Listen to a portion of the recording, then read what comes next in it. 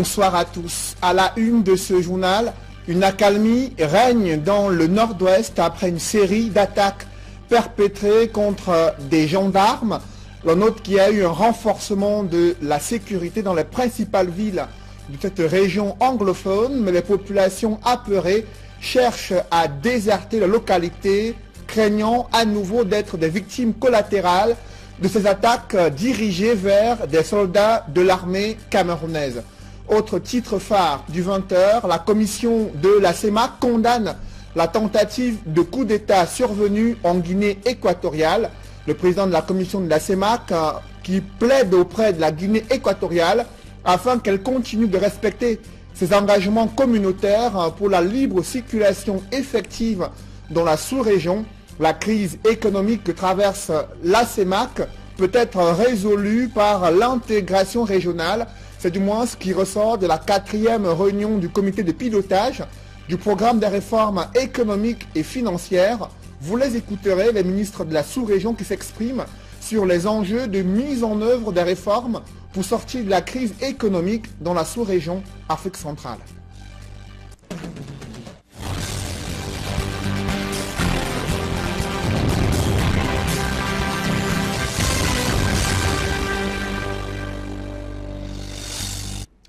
Merci de suivre cette édition complète de l'information sur Equinox Télévision. Une accalmie règne dans le nord-ouest après une série d'attaques perpétrées contre des gendarmes et militaires dans cette région du pays. La sécurité y a été renforcée depuis quelques heures dans les principales villes de cette région anglophone, mais les populations apeurées cherchent à tout prix à déserter leur localité, craignant à nouveau d'être des victimes collatérales de nouvelles attaques dont les cibles privilégiées sont des forces de l'ordre qui ont été déployées sur le théâtre de la crise anglophone. On fait le point avec Eric Martial Diomo. La situation reste très tendue dans plusieurs localités de la région du nord-ouest Cameroun. 3 hommes en tenue ont été assassinés dans la journée du jeudi 1er février 2018 en Kouène et à Pinine. Un jour avant, un autre homme en tenue a été blessé à Batibou. Dans leur quête des traces des assaillants, les forces de sécurité ont lourdement investi plusieurs villes, notamment Ambo, Batibou et Kumbu. Une descente qui a fortement perturbé la quiétude des populations prise entre deux feux, celui des extrémistes et celui de l'armée. Des populations qui se plaignent de la constance des coups de feu de jour comme de nuit. Conséquence, on note un nombre impressionnant de déplacés ces derniers jours. Le cardinal Christian Toumi, tout comme les parlementaires de la région du Nord-Ouest, appellent à la fin des hostilités. I did not come from Douala to witness the events that took place. Dans un communiqué, les responsables de l'hôpital de Bingo à Bamenda, hôpital au sein duquel se sont réfugiés de nombreuses familles, appellent à l'aide. En raison de l'escalade des violences notées ces derniers jours, le gouverneur de la région du Nord-Ouest a pris des mesures portant sur l'interdiction de l'usage, de la vente et de la détention des armes à feu dans toute la région. Au-delà des condamnations prononcées à l'encontre des détourneurs de fonds publics, le tribunal criminel spécial peine à recouvrer les fonds qui ont été détournés. L'accélération de cette procédure et la célérité dans le traitement des affaires judiciaires sont les missions assignées au nouveau président du tribunal criminel spécial. Emmanuel Ndjéré a pris fonction ce vendredi. Quelles sont les missions qui lui sont assignées? Quel bilan peut-on faire de la mise en place du tribunal criminel spécial au Cameroun? Élément de réponse avec Joël Essengue et Marcelin Gansop.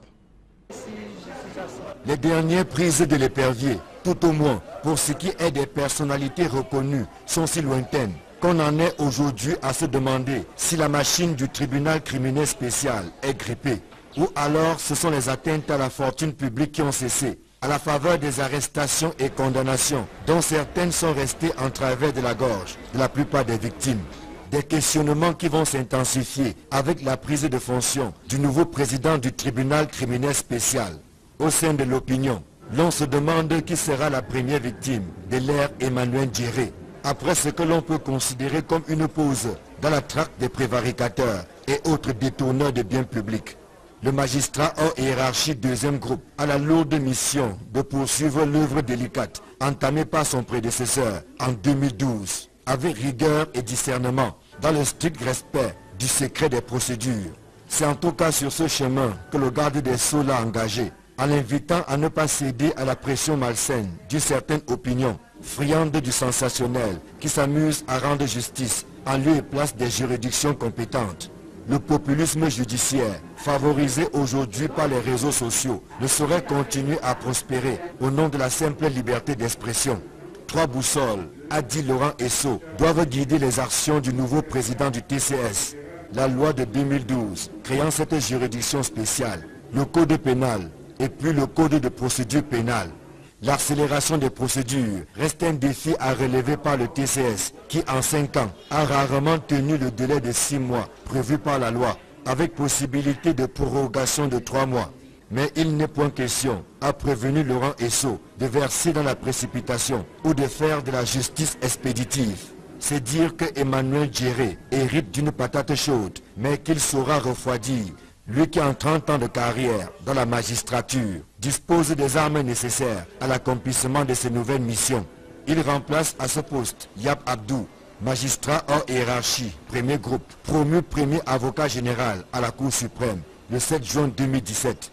De la première affaire enrôlée le 15 octobre 2012 jusqu'à ce jour, le tribunal criminel spécial a permis à l'État du Cameroun de récupérer environ 4 milliards de francs CFA à la faveur du décret du 4 septembre 2013 portant modalité de restitution du corps du délit, ce qui a entraîné 61 arrêts de poursuite. Dans le même temps, 256 dossiers ont été diligentés en 5 ans pour aboutir à la fin du processus à 106 condamnations et 10 acquittements. Malheureusement, l'État du Cameroun a perdu 96 milliards dans les circuits du détournement, ce qui n'est pas rien dans le contexte actuel, marqué par la rareté des ressources financières.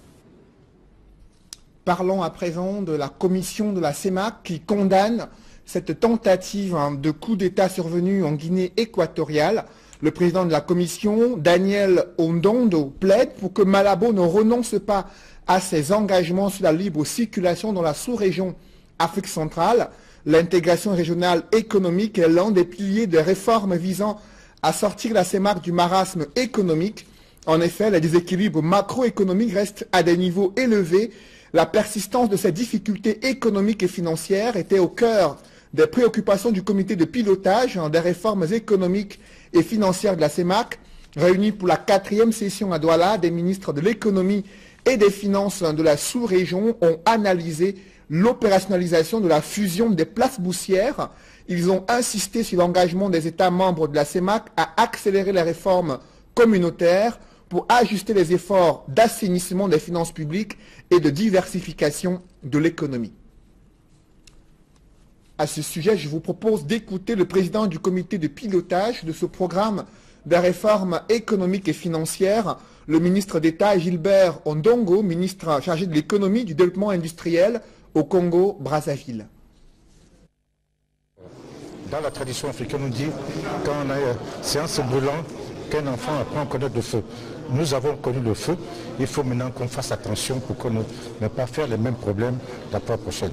Des priorités, mais des priorités c'est continuer le PREF CEMAC, de continuer l'ajustement.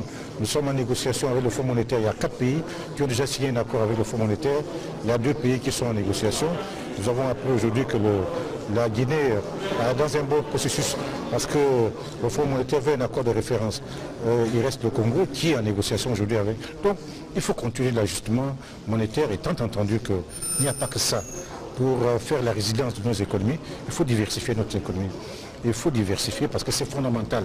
Comme ça, nous n'aurons pas à avoir le surcoût d'avoir un seul produit qui pèse sur les économies en question. Vous savez qu'en plus du PREF CEMAC, nous avons un programme de réforme économique au niveau de la sous-région. Il y a des efforts qui sont faits à l'interne. Il y a aussi des efforts qui sont faits au niveau de la CEMAC. Ce programme renferme 13 projets qui permettent aujourd'hui de sécuriser nos frontières vis-à-vis de ce qui s'est passé en Guinée équatoriale. C'est tout à fait normal quand un pays a reçu un contre-coup Il faut qu'il se referme. Donc nous souhaitons donner des possibilités pour que ce pays se sente en sécurité. Donc il y a des couloirs qu'il faut tracer, il y a des postes frontaliers qu'il faut mettre en exergue, il y a tout un tas de programmes, il y a ces 13 projets qui permettent effectivement aujourd'hui de sortir du monoproduit, de diversifier un peu plus l'économie pour que le bonheur de nos pays, parce qu'in fine, qu'est-ce qu'on veut?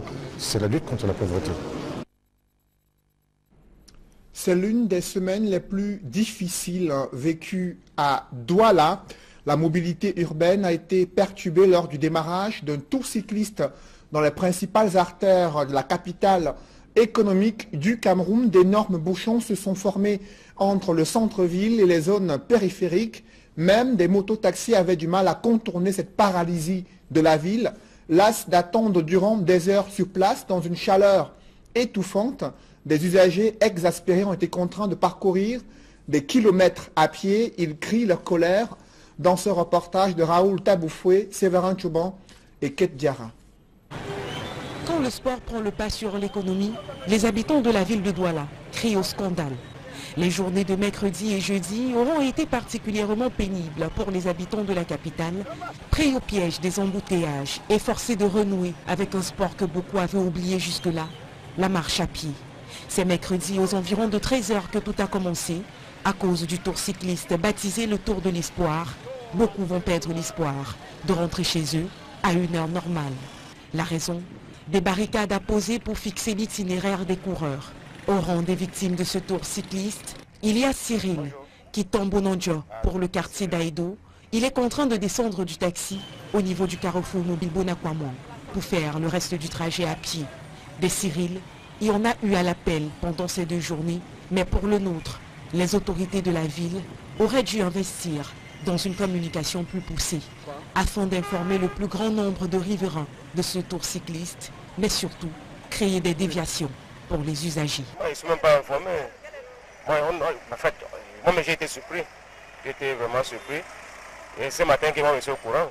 Non, franchement, je peux dire qu'il y a un manque d'informations. Normalement, ils devaient aller vers les médias, déjà faire de l'annonce pour dire à certaines personnes, pour informer la population que il y aura un tour cycliste qui va se passer de tel jour à tel jour. Au moins, on devait quand même indiquer les itinéraires que les gens pouvaient emprunter. Contrairement à Cyril, ce chauffeur de taxi a appris la nouvelle à la radio. Mais au-delà de l'information reçue, il relève le même fait, une absence de préparation et de prévision. Oui, mais ils ont quand même annoncé. Mais on ne sait pas, mais ils n'ont pas mis les policiers pour mieux diriger la situation. Ils ont encore dit aujourd'hui qu'ils vont bloquer à 15 h, mais ils n'ont pas indiqué le lieu précis. Donc il faut qu'ils nous disent vraiment où c'est bloqué, pour qu'on sache comment on doit prendre disposition pour travailler. Au-delà de l'aspect sportif et de tout l'honneur fait à la ville par le tour cycliste, il laisse un arrière-goût d'amertume aux riverains qui, pour la plupart, n'ont pas pu mener leurs activités habituelles. Qu'en sera-t-il de l'impact économique et du gros manque à gagner créé par ces embouteillages? Just wait and see. À l'ouest du pays, certaines villes présentent le visage de l'insalubrité et du désordre urbain. Des campagnes de propreté sont boudées, campagnes d'hygiène et de salubrité qui peinent à changer le comportement incivique des populations. Les contrevenants ont été sanctionnés durant des descentes menées par les autorités administratives à Koutaba et Bandjoun. Reportage Mama Soufor, Dallas Kana et Jean-Paul Chouniat. À peine installé à la tête de l'arrondissement de Poumounia dans le département du Kounki, le sous-préfet Kamara Divine Kamara fait son constat sur l'insalubrité dans la ville de Bandjoun. Le marché de Bandjoun est très sale, ainsi que la ville. C'est mon constat. Mais alors, l'image que j'ai pour les Bandjounais, c'est une image comme ça. Kamara Divine Kamara s'indigne du laxisme de la municipalité de Petit Bandjoun dans l'enlèvement des ordures, l'incivisme des populations et le non-respect de la journée de propreté dans les espaces marchands. Et on a institué les jeudis propres qui ne sont pas respectés. Ça me fait mal au cœur quand chaque fois je passe et je vois cette saleté-là. Ce n'est pas bien. Au terme de cette tournée, le nouveau sous-préfet de Poumounia fait donc de la lutte contre l'insalubrité et le désordre urbain son cheval de bataille pour une ville de Bandjoun plus propre. Kamara Divine Kamara s'engage à veiller personnellement au respect du jeudi propre dans son unité de commandement. Et à Koutaba dans le Noun, C'est le même objectif que poursuivent les autorités municipales dans l'assainissement d'une ville sous le coup de la saleté, du désordre urbain, l'incivisme des populations et des commerçants qui banalisent la journée de propreté. Il faut fermer la boutique et travailler pour enlever la saleté. Vous avez aussi constaté que beaucoup ont fermé et ils sont chez eux et ils reviennent ouvrir dans la saleté. Donc nous avons pensé, comme la santé n'a pas de prix, il fallait vraiment ces opérations pour assainir la ville de Koutabège. Au cours de cette énième descente de sensibilisation, les commerçants réfractaires à la campagne d'hygiène et de salubrité ont été frappés d'amende. Leurs échoppes et boutiques scellées. Le désordre urbain règne en maître dans le centre des affaires. À Douala, les autorités locales menacent de sévir, mais les commerçants incriminés les accusent de racket et précisent qu'ils payent l'OTVP, qui est une taxe pour l'occupation temporaire de la voie publique, mais cela ne saurait justifier des débordements, préviennent les autorités. Reportage à suivre dans un instant. Le message est clair. La mairie de Douala Premier, après la phase de sensibilisation consacrée à la lutte contre le désordre urbain, passe désormais à la phase de répression. Usagers, automobilistes et commerçants sont avertis. Il n'est plus question de voir un véhicule, une marchandise ou autre encombrer le trottoir. Tous ceux qui ne respecteront pas cette mesure seront purement et simplement sanctionnés, tel que le précise l'autorité municipale. La phase répressive a commencé et elle ne va que s'accentuer. Et comme vous pourrez le constater, tous les dimanches, nous serons là principalement pour les garages et les abandons sur la chaussée. Donc à compter de demain, même le dimanche compris, nous allons éradiquer les garages sur la chaussée à Douala Premier. Si l'opération est saluée par certains habitants, d'autres, notamment des commerçants, se plaignent de ce qu'ils qualifient d'arnaque. Vous demandez aux gens de ne pas avoir de vendre l'OTVP pour les gens. Ça, le véhicule, pour vendre la mettre 36 mètres fois 2. Il faut les demander de ne plus vendre l'OTVP. Comme ça, on va libérer. Le père a 36 000 francs fois 2. Ils sont là tous les jours avec les gendarmes. Mais maintenant, là, ils demandent aux gens de payer. Pour le responsable communal, l'OTVP, la taxe sur l'occupation temporaire de la voie publique, dont parle le commerçant, est très souvent utilisée avec abus. Il reproche à ces derniers le non-respect des limites telles que recommandées par la hiérarchie. En réalité, il n'y a aucun OTVP qui permette à quelqu'un d'enjamber le trottoir. Aucunement, l'OTVP ne vous permet d'occuper le trottoir comme c'est fait là-bas. Vous n'avez qu'à reconstruire leurs documents et vous constaterez que c'est un abus qu'ils sont en train de faire. La phase de répression qui a commencé au lieu-dit Hôtel Lundé, puis Carrefour Equinox, se poursuivra au camp Yabassi et dans bien d'autres quartiers de Douala Premier, où le désordre urbain a fait son nid. C'est un nouvel épisode dans un bras de fer engagé entre une école primaire et des riverains résidant à Bonamoussadi dans le 5e arrondissement de Douala. Des parents d'élèves ont manifesté pancarte à main pour dénoncer l'acharnement d'une personnalité de la littérature africaine installée non loin de cette école. Il s'agit de Caliste Beyala qui, elle, ne supporte plus des nuisances sonores provenant d'une école primaire. Des parents qui, au scandale, l'affaire a été portée devant les autorités administratives et elle peine à trancher depuis plusieurs mois. Du coup, le ton monte entre la communauté éducative et les riverains à Bonamoussadi. Reportage, Flavien Valodongo. Des parents d'élèves, pancarte en main, s'insurgent contre les nuisances sonores venant du domicile de Dame Beyala. Nous souhaitons juste que Mme Caliste Beyala laisse nos enfants continuer à aller à l'école et qu'elle arrête de mettre la musique pour indisposer les enfants. L'affaire qui dure depuis plus d'1 an au quartier Bonamoussadi à Douala a un fondement. C'était une petite crèche avec une petite unité d'enfants, il y avait peut-être 10 gosses.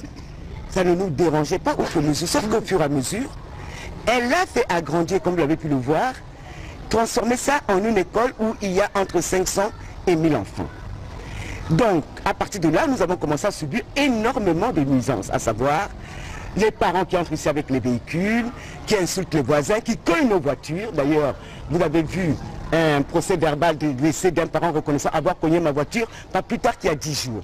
Suite à cette guéguerre, née de la proximité de cette école avec les habitations, Des plaintes initiées par la direction de l'établissement scolaire ont été déposées auprès des services compétents pour arbitrage. L'école a une décision de justice qui interdit justement à l'écrivain Kalis Beyala de mettre la musique. Malheureusement, elle continue à mettre la musique pour indisposer les enfants. Kalis Beyala, incriminé par le porte-parole des parents d'élèves de cet établissement pour avoir décrié les bruits émis par des apprenants, rappelle que la SIC, se sentant trompée par la fondatrice de l'école, n'est pas restée insensible aux cris des habitants voisins à cette école. C'est la SIC qui lui a porté plainte pour nuisance, pour détournement d'une certaine façon de bien, et qui demande que l'école quitte la zone. Ce n'est pas Calixte Beyala. L'affaire qui continue de faire grand bruit au quartier Bonamoussa à Douala, malgré l'arbitrage des pouvoirs publics, est à suivre. Restons au milieu scolaire où les autorités conseillent aux jeunes d'être davantage bilingues pour profiter des opportunités qu'offre la pratique efficace et effective de l'anglais et du français, non seulement en milieu éducatif, mais aussi pour promouvoir le vivre ensemble et renforcer la cohésion nationale au Cameroun. Reportage Donald Anoujwa.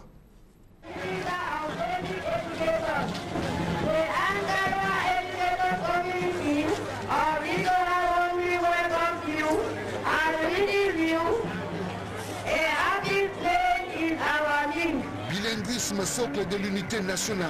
Le thème ainsi formulé a porté les activités de cette autre édition de la Semaine nationale du bilinguisme, célébrée sur l'ensemble du territoire camerounais chaque premier vendredi du mois de février.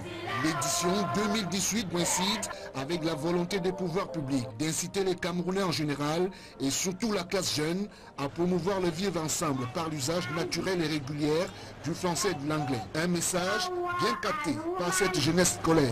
Le thème, le socle de l'unité nationale et du vivre ensemble en anglais, A Bedrock for National Unity and Peaceful Coexistence.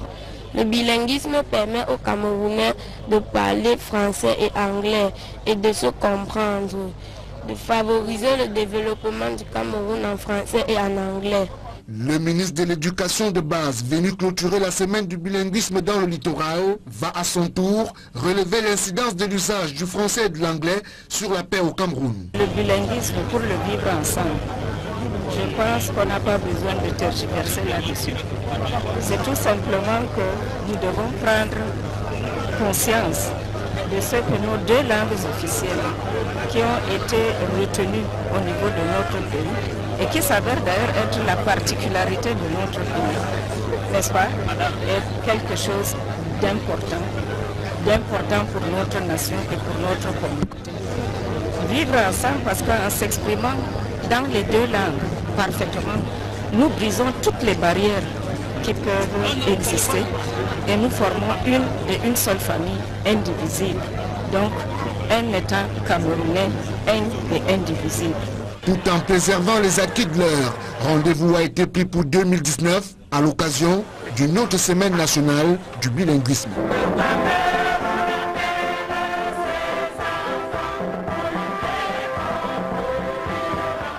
Les autorités sanitaires tirent la sonnette d'alarme. Un anti-paludéen contrefait serait en vente à ciel ouvert au Cameroun. Il s'agit du coarinate dont la contrefaçon de ce médicament serait en circulation dans des pharmacies, mais aussi au marché noir de vente illicite des médicaments. Comment reconnaître le faux de ce bon médicament? Quelles sont les mesures à prendre? Nos équipes ont mené une enquête. Warren et Gilwin Guignondé se sont introduits dans des pharmacies, mais aussi dans le marché noir de vente des médicaments pour s'enquérir de la situation concernant le coarinate dont la contrefaçon serait en circulation dans les marchés au Cameroun. Reportage. Si dans la plupart des officines et même dans la rue, le coarinate, médicament contre le palu, reste introuvable, il n'en demeure pas moins judicieux de présenter les principales caractéristiques de cet antipaludéen qui aurait déjà causé la mort à un enfant de 7 ans à Yaoundé. Une enquête dans les différentes pharmacies de Douala et même à cet endroit, communément appelé Gazon, réputé pour la vente des médicaments de la rue, nous aura permis de constater que seul le Coarinat vendu en pharmacie et approuvé par le ministère de la Santé publique reste disponible. Cependant, il est tout aussi prudent de revenir sur la présentation physique de ce tueur silencieux. Relativement à l'identification des produits, celui incriminé est effectivement le Coarinat FDC. Conditionné dans une petite boîte en carton aux couleurs jaune et rouge, avec notamment un dessin de moustique sur la bande jaune. La comparaison entre les deux produits montre que celui incriminé ne comporte ni l'inscription FDC, ni le dessin de moustique. En clair, il n'existe pas vraiment de différence suffisante pour qu'un consommateur averti évite de tomber dans le piège, car à première vue, les deux produits semblent identiques.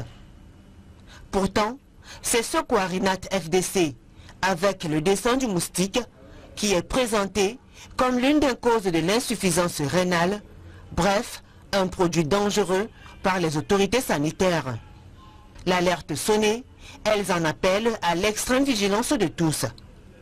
Précisons que le Coarinat FDC a déjà été interdit de vente au Sénégal et dans bien d'autres pays en Afrique. Compte tenu de la ressemblance flagrante avec le bon médicament, certains observateurs se demandent encore ce que le Cameroun attend pour lui aussi rejoindre la liste des pays ayant décidé d'interdire formellement la vente de ce produit. Yaoundé et Washington ont décidé de réactiver la coopération scientifique et technique. Le sujet était au centre des discussions entre le ministre camerounais de la Recherche scientifique, Madeleine Tchouente, et l'ambassadeur des États-Unis au Cameroun, Peter Henry Baldwin, qui envisage de soutenir la formation des chercheurs camerounais afin d'améliorer leurs performances. Le diplomate américain a d'ailleurs salué l'expertise de ces chercheurs dont la majorité est installée aux États-Unis d'Amérique. Et à ce sujet, je vous propose d'écouter le diplomate américain. Nous avons parlé de la longue histoire de coopération entre les États-Unis et le Cameroun à travers l'Université de Michigan, de Johns Hopkins University à Baltimore, au Maryland, et aussi avec l'Institut Bill Gates. Et moi, j'ai parlé un peu de notre lutte contre le VIH-Sida à travers PEPFAR et aussi de la lutte contre le paludisme, que nous avons un bon partenariat. Et nous avons aussi parlé de dépistage des maladies zoonoses, n'est-ce pas? Comme vous savez, il y a beaucoup de Camerounais avec un niveau d'éducation très élevé aux États-Unis et à Washington, dans la banlieue de Washington en particulier. Et j'ai dit à Madame le ministre que vous devez utiliser vos ambassadeurs camerounais privés qui font de la recherche, qui travaillent dans le privé pour encourager les échanges.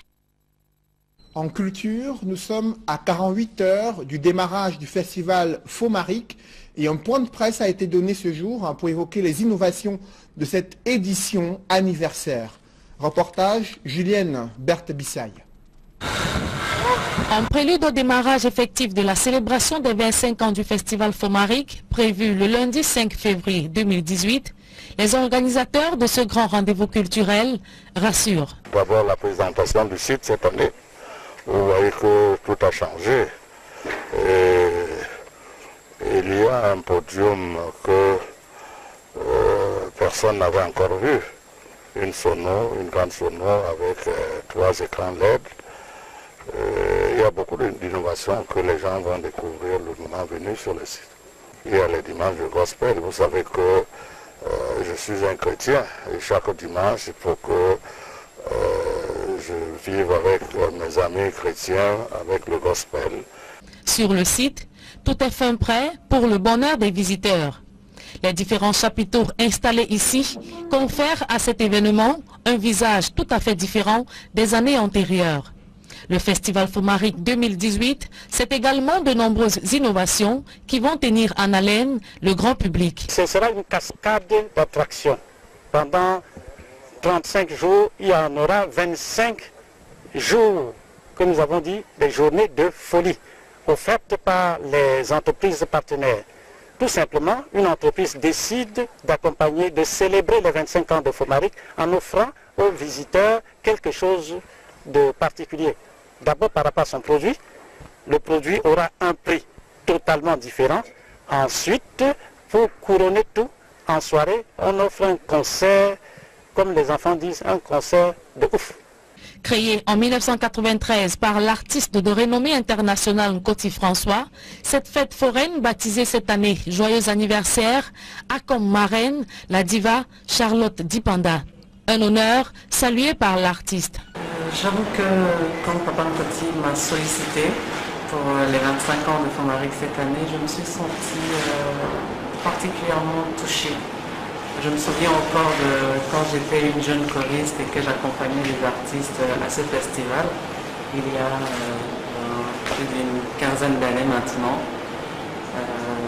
C'est un honneur pour moi aujourd'hui de revenir en tant qu'artiste et surtout que Papa Nkoti pense que je puisse véritablement être une valeur ajoutée pour prester le 3 mars. Le Festival Fomaric 2018 spécial 25 ans, c'est en somme 350 000 visiteurs attendus, 450 exposants, 30 jours d'exposition, 5 compétitions majeures, une journée dédiée à l'amour, une semaine de la fête et diverses prestations d'artistes venus de tous bords. Un événement à ne surtout pas manquer. 2018, nous y sommes. Le Festival Fomaric a 25 ans. Que la fête commence! Mesdames, messieurs, c'est la fin de ce journal. Merci de l'avoir suivi. Ne manquez pas vos rendez-vous ce soir. D'abord, tendance économique à suivre juste après cette édition du 20h. Ensuite, autour de 21h, l'émission Horizon Sport présentée par Étienne Pascal Azégué. Bonne soirée sous cette même antenne.